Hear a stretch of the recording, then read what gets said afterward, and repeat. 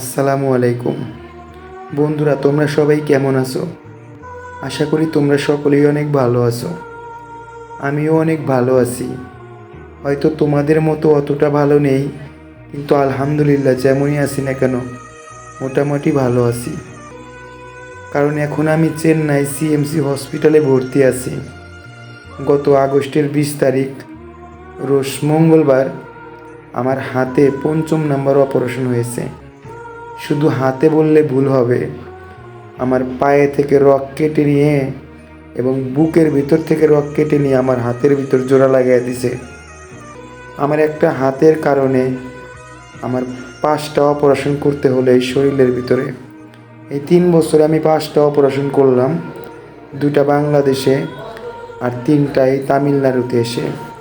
Doctor বলছে 6 থেকে 7 মাস পর আমার আর একটা অপারেশন করতে হবে, তাহলে আমি একটু সুস্থ হব।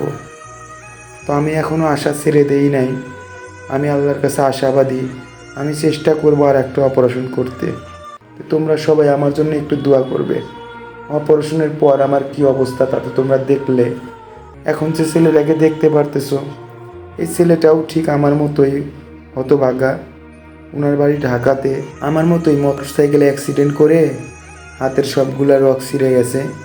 ঢাকাতে চিকিৎসা করে ফেল করে লাস্ট মুহূর্তে চেন্নাই চলে এসেছে। আমার 5ম নাম্বার অপারেশন হয়ে গেছে, আর ওর এটাই ফার্স্ট অপারেশন। ওর আরও 4টা করতে হবে, 5টা করতে হবে। আর আমার অলরেডি 5টা অপারেশন হয়েছে, আরও একটা অপারেশন করতে হবে।